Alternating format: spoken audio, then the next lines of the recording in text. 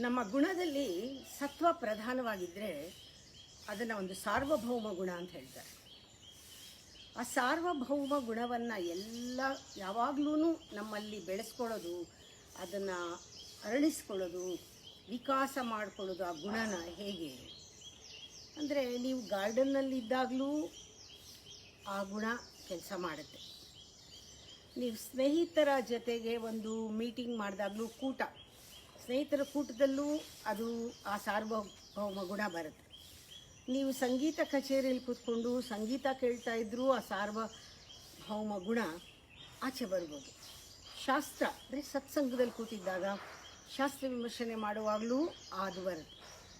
ಸಂಸಾರದಲ್ಲಿ ಏನೋ ತಾಪತ್ರೆಗಳು, ಅದು ಇದು ಮಾತುಕತೆ, ಇದರಲ್ಲೂ ಆ ಸಾರ್ವಭೌಮ ಗುಣ ಹೊರಗಡೆ ಬರೋಕ್ಕೆ ಸಾಧ್ಯ. ಏನು ಬೇಡ, ಯಾರ ಜೊತೆನೂ ಮಾತು ಬೇಡ ಅಂತ ಸೈಲೆನ್ಸ್ ವ್ರತ ಮಾಡಿದಾಗಲೂ ಸಾರ್ವಭೌಮ ಗುಣ.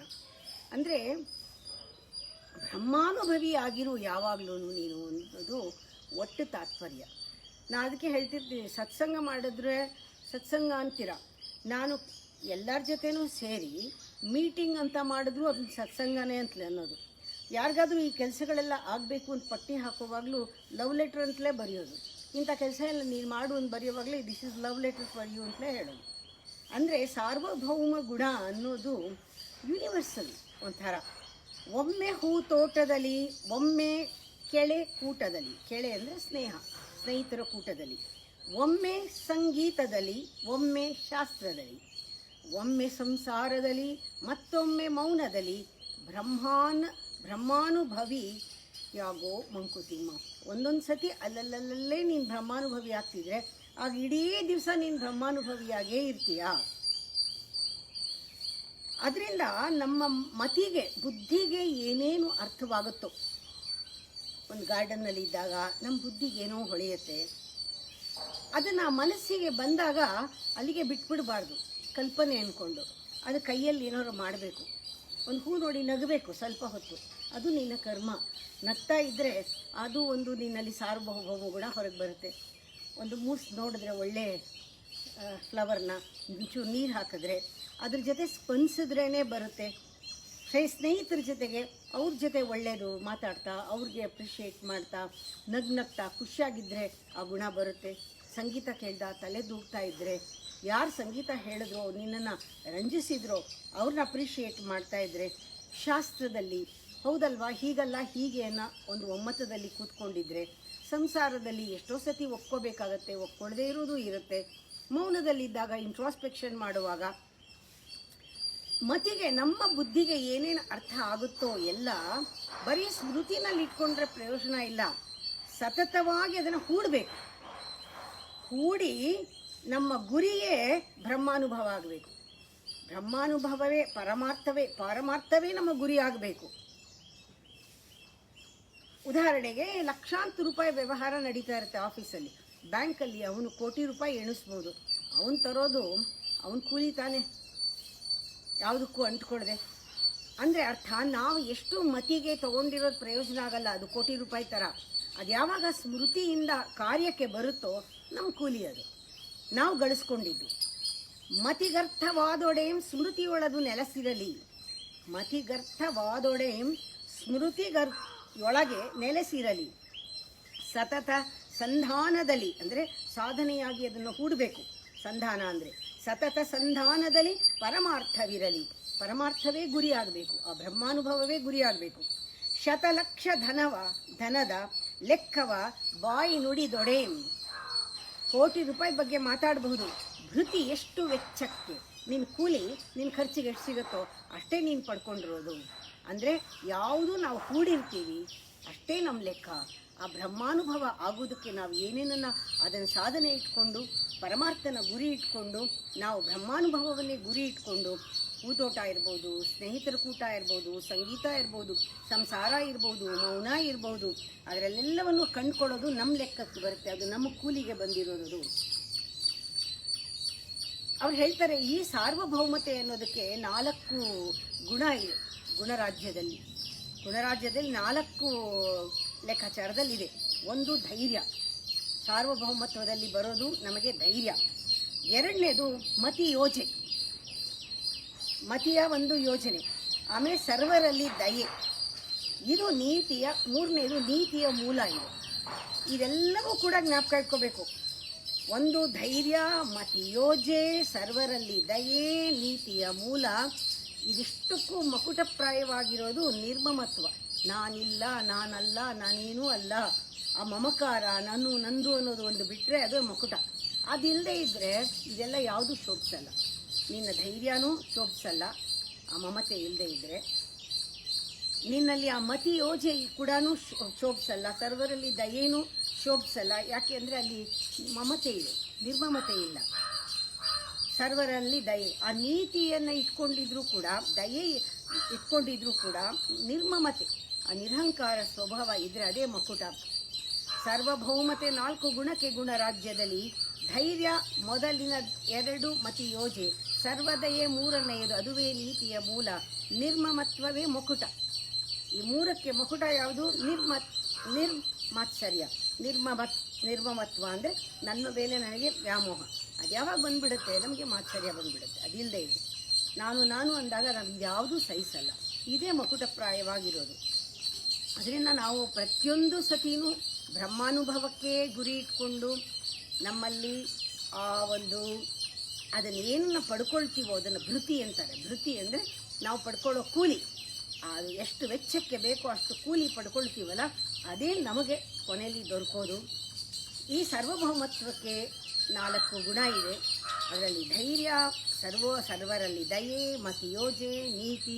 ಇದಕ್ಕೆ ಮಕುಟಪ್ರಾಯವಾಗಿರೋದು ನಮ್ಮಲ್ಲಿ ನಿರ್ಮಮತೆ.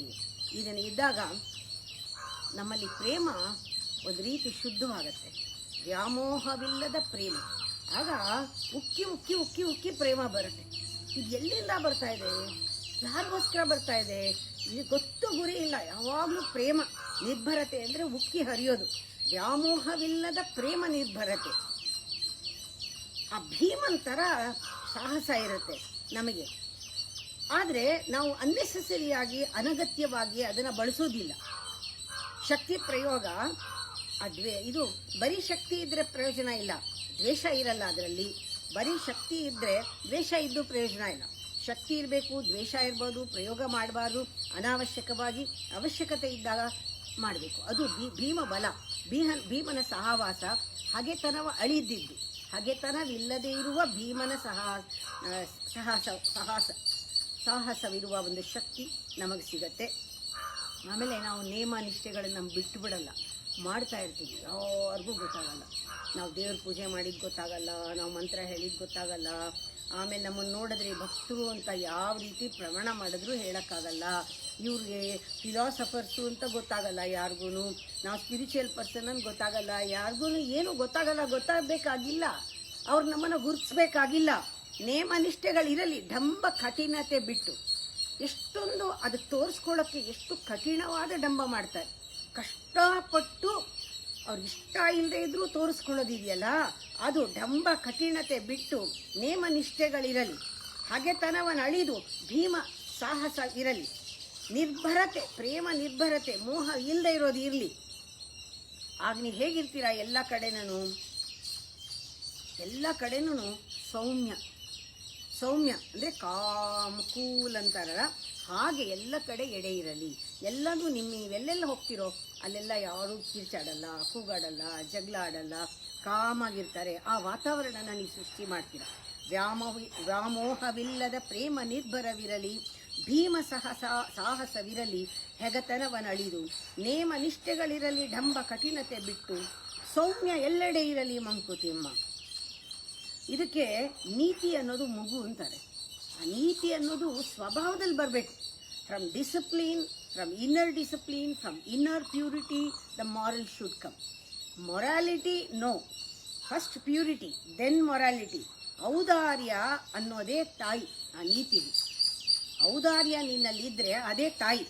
ನಿನ್ನಲ್ಲಿ ಧೈರ್ಯ ಏನಿದೆ ಅದೇ ತಂದೆ ತಾಯಿಗೆ ಹುಟ್ಟಿದ ಮಗು ನೀತಿ. ಔದಾರ್ಯ ತಾಯಿ ನೀತಿಗೆ, ಧೈರ್ಯವೇ ತಂದೆ. ಈ ತಂದೆ ತಾಯಿ ಯಾರು? ನಿಮ್ಮಲ್ಲಿರುವ ಔದಾರ್ಯ ಮತ್ತು ಧೈರ್ಯ, ಇದರಿಂದ ಹುಟ್ಟಿದ ಮಾರಲ್ ನೀತಿ. ಸ್ವಾಧಿಪತ್ಯದೆ ನೀನು ಬಾಳ ನಾಡು ಒಡೆ. ಇದು ಒಂದು ನೀನು ಅವಾಗ ಬಾಳನ್ನು ನಿನ್ನ ಜೀವನಕ್ಕೆ ನೀನೇ ಅಧಿಕಾರಿ. ಆಧಿಪತ್ಯ ನಿಂದೆ, ಸ್ವ ಆಧಿಪತ್ಯ. ಯಾರೂ ನೀನು ಕಂಟ್ರೋಲ್ ಮಾಡೋಕ್ಕೆ ಬೇಕಿಲ್ಲ, ಮಾಡೋಕ್ಕಾಗಲ್ಲ. ಯಾಕೆಂದರೆ ನೀನು ಫ್ರೀ ಆಗಿದೆಯಾ. ಬಾಳನ ಆಳು ಒಡೆ ನೀನು ಅವಾಗ ಹೇಗಿರ್ತೀಯ, ಹೋದದನು ನೆನೆಯದಿರು.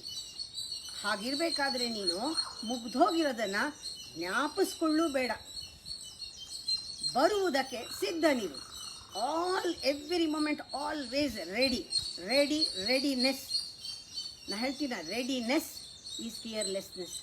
ರೆಡಿನೆಸ್, ಬರುವುದಕ್ಕೆ ಸಿದ್ಧವಿರು.